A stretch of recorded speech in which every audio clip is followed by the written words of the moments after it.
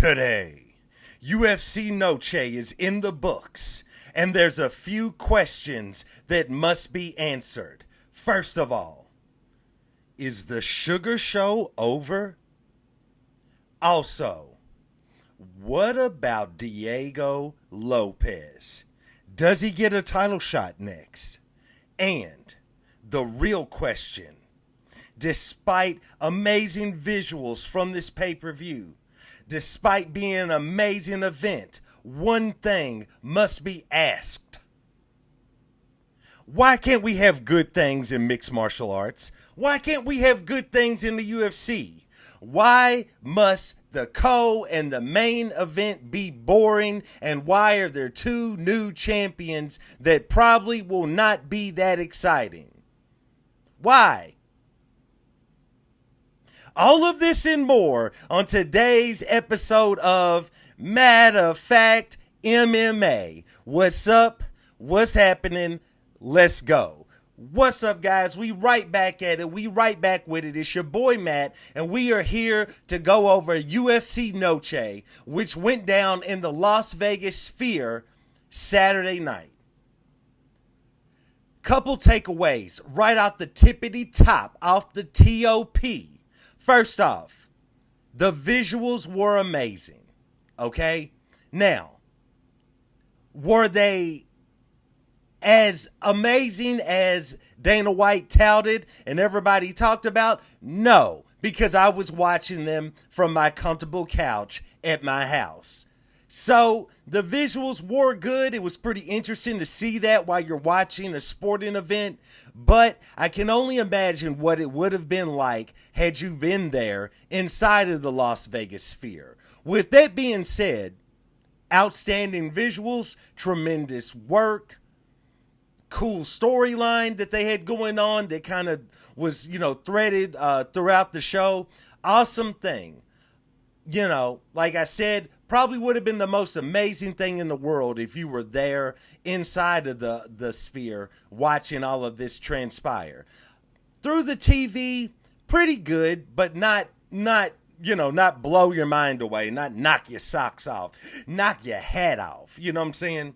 But nevertheless, it was awesome. And if I was the UFC, I know Dana White is still saying that this is a once in a lifetime thing and that was it. They're not going to do it again. If I was them, especially by them being under the TKO banner, which is the company that owns them, as well as quite a few entertainment companies and wrestling, WWE. If I were them, if I was the UFC, I would honestly, despite how much it cost them, because they still turned a profit either way it went. Even if it cost Dana White $20 million to put this on, at the end of the day, they're making back more than $20 million by the time you add in the gate and pay-per-view and any advertising. So with that being said, if I was the UFC, I would look to do this once a year, kind of like the NFL does the Super Bowl, kind of like WWE does WrestleMania. That's what I would do, is I would definitely, for sure, do this once every year, and I would continue to number them. Meaning, it doesn't have to be, the selling point is not UFC Noche. The selling point is the Las Vegas Sphere. So I would basically brand it as if they did it next year, it would be, the UFC 355 Las Vegas Sphere 2, UFC Sphere 2, something like that. And I would number them the same way you have Super Bowl 57, WrestleMania 30. That's how I would do it. But nevertheless, let's dive off into the show. But I just want to say off the top, if I was to give it a letter grade, I would give it a B+, because I was watching from home. You know what I'm saying? Maybe a B-. But I would give it a B+ overall. You know what I'm saying? It was pretty cool. It was pretty cool just to change it up. You know what I'm saying? To change it up from the typical Apex card or your average looking arena card. You know what I'm saying? Had quite a bit of pageantry. The Octagon girls, kind of dipping in their Hispanic bag, if you will. I enjoyed it. You know what I'm saying? I enjoyed it. You know what I'm talking about? So with that being said, though, I give it a pretty good grade. Had I been in-house at the Sphere and paid those Sphere ticket prices, well, for one, that'd be a high price tag. But I would probably give it an A++ if I was there. Nevertheless, let's dive off into the card. Strangely enough, when we were talking about this card leading up to it, all of the MMA pundits, all of the official MMA media, and all of the MMA YouTube universe, we were all talking about how this card was really about the main event and the co-main event, right? And then also Diego Lopez versus Brian T-City Ortega. With that being said, what was interesting is the main and the co-main event, I really don't feel like they delivered. But a lot of things on the rest of the card did. So, with that being said, let's get started. Let's dive into the card, but we're going to just pretty much speed through the main event and the co-main event.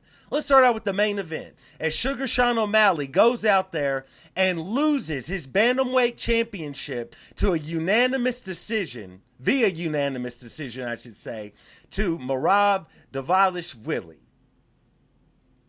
Bro, there's not a lot that can be said about this fight. You know, Sean O'Malley looked flat. You know, I mean, regardless, Merab did Merab things, and that's what happened.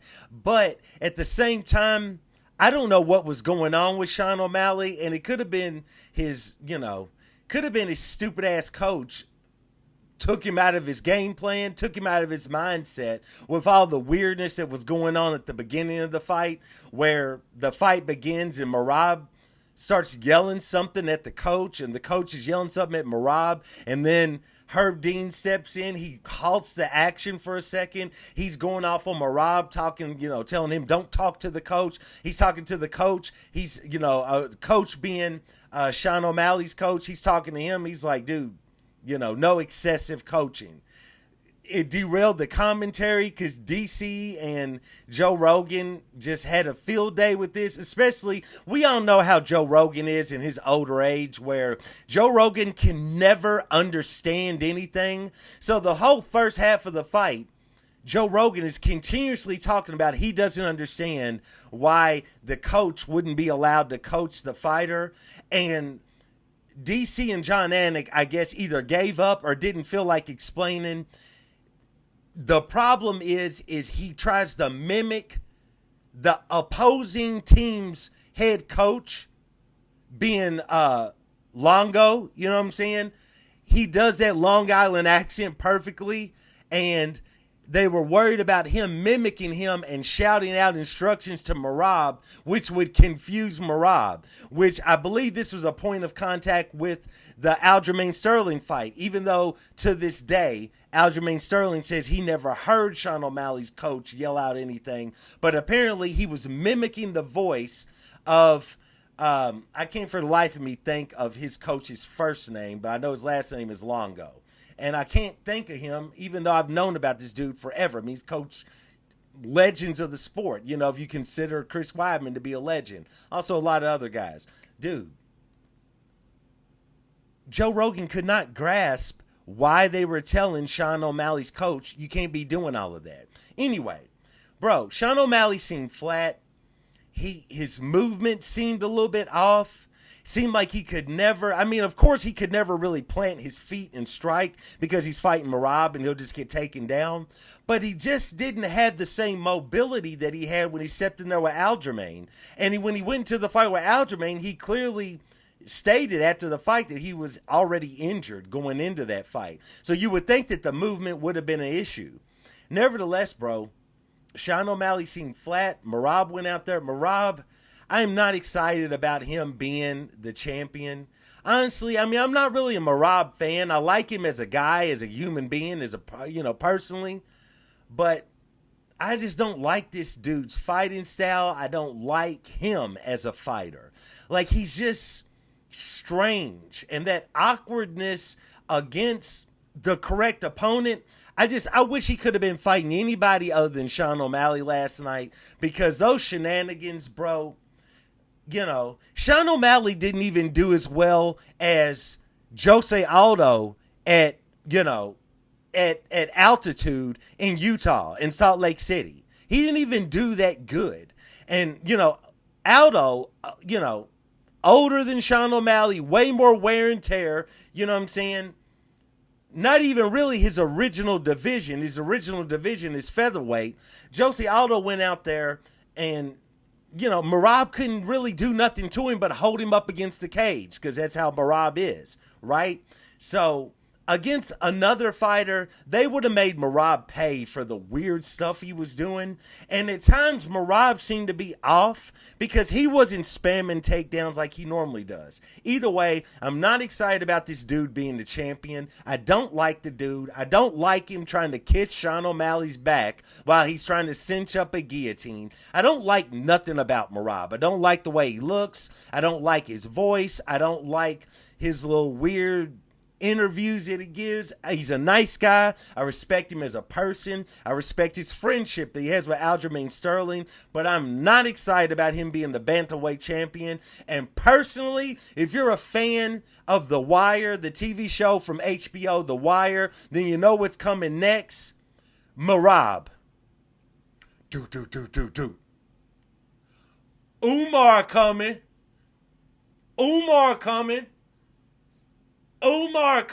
Because, bro, Umar Nurmagomedov is coming.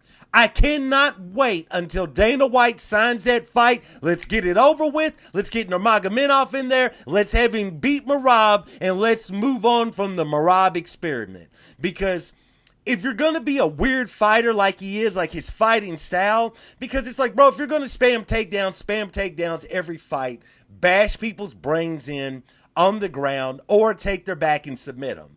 Don't do this little pity patter. You take guys down and barely do anything to them, barely elbow, barely punch. If you're a tank of a man, you're a tank of a man, in the words of Joe Rogan. Be a tank and go down there and wreck him. You know what I'm saying?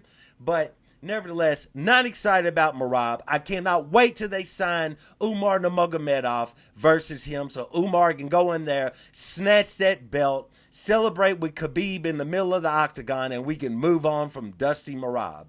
Anyway, now that I've assassinated Merab's character, let's move on. Also, as I posed the question at the top of the program, the Sugar Show is not over. He just ran into dusty-ass Merab. So we'll see where Sean O'Malley goes from here. I saw that Piotr Jan was tweeting that he wants a rematch with Sean O'Malley. So we'll see what happens. Sugar Show is definitely not done. He just ran into the Goblin Merab. Let's move on.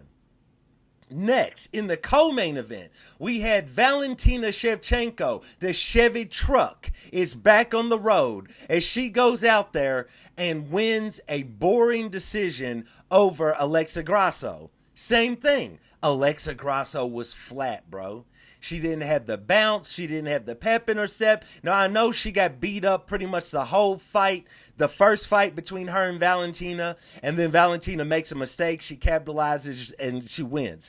Second fight, she did a lot better. I would have scored that fight for Valentina Shevchenko, the second fight. But Alexa Grasso looked really good in that fight. And for people that would have scored it for Alexa Grasso, I was cool with that. It ended up going down as a draw, but still. This fight last night, as I'm recording this on Sunday, day after, it did not hit, bro. Alexa Grasso was flat, and now granted, she came close with a lot of her submission attempts because Valentina's just willing to just throw caution to the wind and just keep sticking her neck out and sticking her head out, and Alexa Grasso, and sticking her arm out as well. And Alexa Grasso tried to oblige her, but it did not happen. Nevertheless, bro,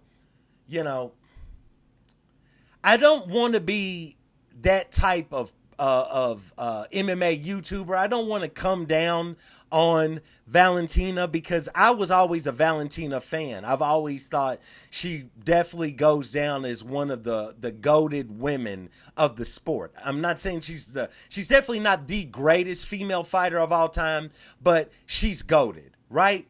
With that being said, bro, it was a very, very boring fight. And I don't want to label Valentina as boring because I really feel like after that first fight, making a mistake and Alexa capitalizing and winning, the second fight, maybe Valentina kind of let off the gas toward the end of the fight, and it allowed at least the judges to believe that it was a draw, and kind of boosted up Alexa a little bit. I feel like Valentina wanted to play it as safe as possible, make absolutely no mistakes, draw this one out, and just ink out a decision win. The way I was looking at it, I was like, bro, I'm telling my wife as we watching the fight, I'm like, bro, you know what I'm saying? Valentina, Valentina is not trying to make any mistakes at all. And she's just going to let this just go. Like, I'm like, bro, this is crazy. Like, she's just not going to risk nothing at all. Nevertheless, dude, shout out to Valentina Shevchenko. She goes out there, reclaims her flyweight championship. From there, it looks like next up is going to be Manon Fiorot. But as I said in my preview to this card, bruh, let's keep in mind that Rose Namajunas super fight card is always at play. That super fight card is always in Dana's back pocket. I think Rose probably needs to get another big win, you know what I'm saying? But that's a fight I wouldn't mind seeing, is Rose versus Valentina, especially at this stage in both of their careers. But next is probably Manon Fiorot, and I definitely want to see that. So, let's move on from there. That was the main, and the co-main event, which kind of put a damper on an otherwise pretty amazing show. Let's talk about probably one of my favorite fights of the night. Not my favorite fight, but one of them. Let's talk about Brian T-City Ortega goes out there and takes an L to Diego Lopez, the savage Diego Lopez, rocking that beautiful Brazilian mullet. Wonderful. You know what I'm saying? Bro. Diego Lopez is that guy. My only critique of Diego Lopez is in that first round. I believe he could have got T-City out of there had he not tried to play the ground game. But I understood what Joe Rogan was saying when he said, like, Diego is like, I'm a second degree black belt as well. We can play the ground game. We can scramble. We can play the submission game if you want to. And that is why I like Diego Lopez. Diego Lopez, overall, when you think about him in his UFC career, he's a rookie. But, for lack of a better term, the balls on this man, you know what I'm saying? The man has cojones, you know what I'm talking about? This dude is not scared of anything. Short notice fight, 45-minute short notice fight against Dan Ige. He don't care, bro. Oh, you want me to dive to the ground with a man whose nickname is T-City and keep putting myself in triangle position? I don't care. I'll do it, bro. Diego Lopez is that dude, and as I understand the rankings, he should take Brian Ortega's spot, which means he should be ranked around number 3 in the featherweight division. He's calling for a title shot. We'll see, because, it depends on how that Max Holloway fight plays out. If Max wins and it's a really back and forth war or a really close fight, there's a good chance they'll do a rematch against Topuria. You know what I'm saying? Then you also have Alexander Volkanovski waiting in the wings. I don't know if they intended to give him another shot at the championship again. I don't know. What I'm saying is I don't know if they're going to give him an instant title shot or if they're going to have him fight somebody else. So Diego might have to go out there and get one more major win, But I don't know, man. If they decide to rematch, let's say Max Holloway goes out there and beats Topuria, but it was a really close fight, a back and forth war, and they decide to sign that rematch. There could be a world where we see Alexander Volkanovski against Diego Lopez. And a few years ago, I would have been like, Volkanovski's going to go out there and wash him, wax him, and throw him in the trash. But, bro, Diego Lopez might be that dude.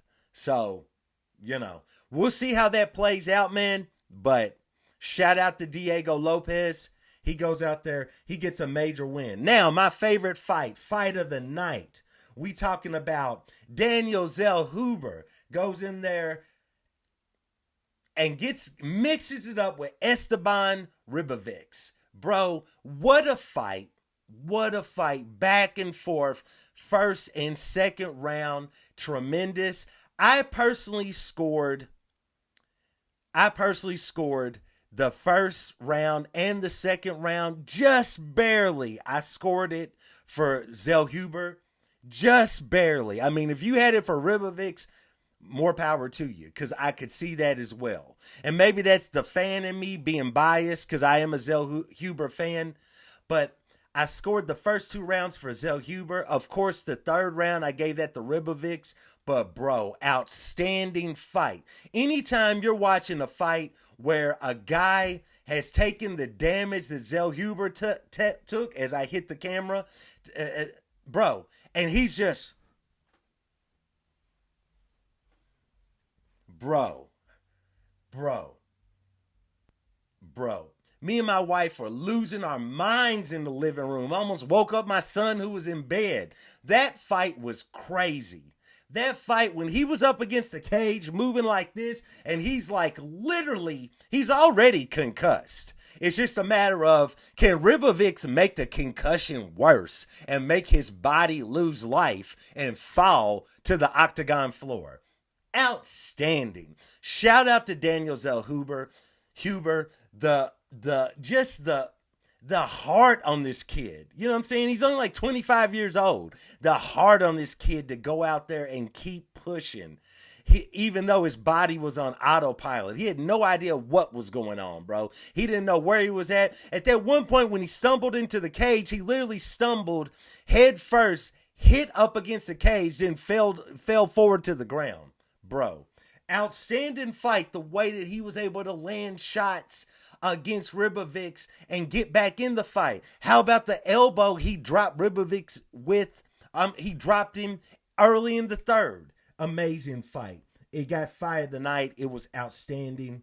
But Esteban Ribovics goes out there and gets the win. I ain't mad at it. I ain't mad at him. Shout out to him, bro. He moves on. Can't wait to see his next fight. Can't wait to see Daniel Zellhuber's next fight. I would like to see him take some time out, because that's a lot of damage, and that was a concussion that only got concussed more. You know what I'm saying? And he's a young dude. We don't want to see him F up his career, you know what I'm saying, because of this fight. So, shout out to him as well. Let's move on. Another one of my favorite fights of the night. Ronaldo Rodriguez in there with Ode Osborne. Shout out to both of these men who hyped this fight up at the press conference. Got everybody ready to see these two scrap. And they scrapped, but they didn't. They scrapped in like a really cool, trying to secure a submission, trying to secure a point of dominance on the ground kind of way. I enjoyed it, man. Rodriguez goes out there. He gets dropped early in the first. Looked like lights was out. He gets cinched up in a triangle. I don't know how this man hung in there. I don't know what extra breathing apparatus he has on his body in which he did not go out to that triangle, but he hung in there. Tremendous heart by him. I'm a huge fan of him now. How could you not be? That guy hung in there. Shout out to Ode Osborne. I usually fade him, but bro, he put on a heck of a fight too. Shout out to both of these men. Ronaldo Rodriguez moves on. Can't wait to see him in the next fight. Let's move on. We had women's bantamweight action. Irene Aldana goes out there against Norma Dumont. Big Norma went out there, got the unanimous decision win. She put it on Irene. She had Irene just following her the entire fight, literally. And Aldana is a tremendous boxer. One of the best female boxers in the whole UFC. You know what I'm saying? And she just would never cut off the cage on Norma. Just kept following her. And Norma was striking like her life depended on Norma's stand-up. It was like the rent was due. And I mean, she was out there doing her thing. She was making faces at Aldana. She was letting her know nothing affects me. And then Aldana hit her with a tremendous elbow late in the fight. And as DC put it, Norma Dumont's face started to change a different color and look blue. And bro, Aldana started to put it on her. It's just, I don't know why. I felt like Aldana could have turned up the heat more because that third round she had Norma hurt and Norma was on the back foot and she wasn't trying to stand her ground the full time. Had Aldana poured everything out of that glass at that moment, I think she could have got Dumont out of there, but she did not. But she did try to put them hands on her, but she didn't pour out everything she had. I don't feel like. Also, Norma Dumont opened up one of the craziest gashes that stretched from the middle of her forehead down to like the top of her nose, bro. The craziest cut gash I have ever seen in mixed martial arts where you could just, they could have pulled her head apart and you still would have saw the woman's skull. It was deep. It was nasty. It looked like she was in a horror show. It looked like she had stepped off the set of Saw. I mean, bro, crazy, crazy. Reminded me of when Gregory Rodriguez, RoboCop, when he got the bridge of his nose cut open. Crazy. Tremendous fight by Norma Dumont. She gets the win. She moves on, and now the bantamweight division is put on notice as big dump trunk, big junk in the trunk. I'm sorry, I shouldn't be going there. But Big Norma is in the house now. Bantamweight division. What's up now? Let's move on. We also had another fight that yielded the performance of the night to Ignacio Bahamondes as he stepped in there with Manuel Torres. Bahamondes looked tremendous. Long, rangy jab, powerful, outstanding as he knocks out Manuel Torres. Outstanding fight, though. Another fight that got performance of the night. How about Ketlin Souza? Souza steps in there with Yasmin Iraguay. Bro, Ketlin went out there and snatched that girl's neck. You know, here's the thing I would say about Yasmin. Here's what I would say. Y'all let me know in the comments, has she been fraud checked now? That's 2 losses since she's been in the UFC. Has she been fraud checked? I'm not really sure, but what I notice about her, she's got a weird, kind of quirky, a little bit off kind of personality. And I feel like that she carries that awkward personality into the octagon. And it kind of messes her up. Because in her 2 losses, you know, it seems like that she could just like lock in and just go out there and fight and leave that personality outside the octagon. I feel like she would do a lot better because she gets a low blow, you know, right before she basically gets finished, gets submitted.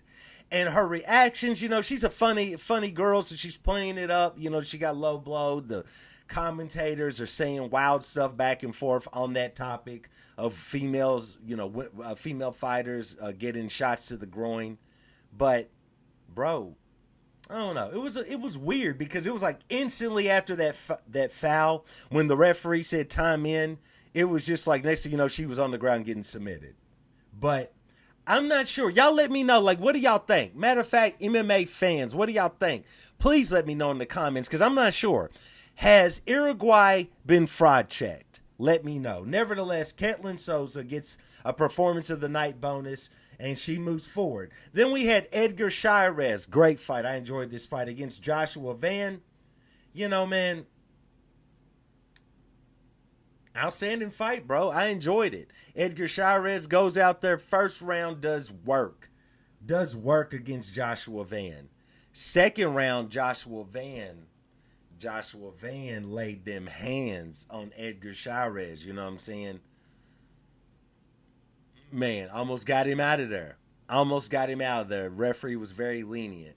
Third round, back and forth, but, you know, Joshua Van goes out there and gets the win, and he deserved the win. So, shout out to Joshua Van, gets back in the win column coming off of a loss. First fight tonight, how about Raul Rosas Jr. goes out there against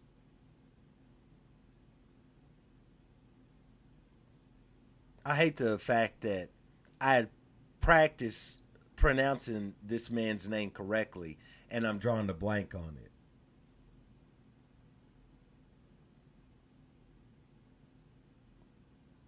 Mr. A. Raul Rosas Jr. goes out there and defeats Mr. A in a unanimous decision. Cool fight, you know what I'm saying? Pretty action packed at the beginning, and then Raul Rosas Jr. just, locked in and did what he needed to do to get the win. Kid is extremely talented. Kid is getting yoked. He's getting diesel. You know what I'm saying? Sky's the limit for him. Can't wait to see where he goes next. Outstanding win by him. And that was it. UFC 306 or UFC Noche is in the books. It went down at the Las Vegas Sphere. Tremendous show. I enjoyed it. Awesome to see. And we move on, deep in the distance. It's not the very next fight, but deep in the distance, there is a boogeyman on the horizon, and his name is Poatan. Poatan Alex Pereira Shama is on his way in 2 weeks. So we'll get through this upcoming card, and then we're going to be in Poatan land. You know what I'm talking about? Nevertheless, man, outstanding show. Cool fights. The championship main events didn't deliver, but nevertheless, cool show, cool fights. I enjoyed it, man. So that's that. It's one for the books. Marab is your new bantamweight champion, and Valentina Shevchenko is once again the reigning flyweight queen. So, nevertheless, guys, I appreciate you for checking this out. Please like, subscribe, comment. Also, let me know, do you think Yasmin Araguay has been fraud checked? And again, I do want to thank you guys for joining me for another episode of Matter of Fact MMA. And I check you next time. Peace.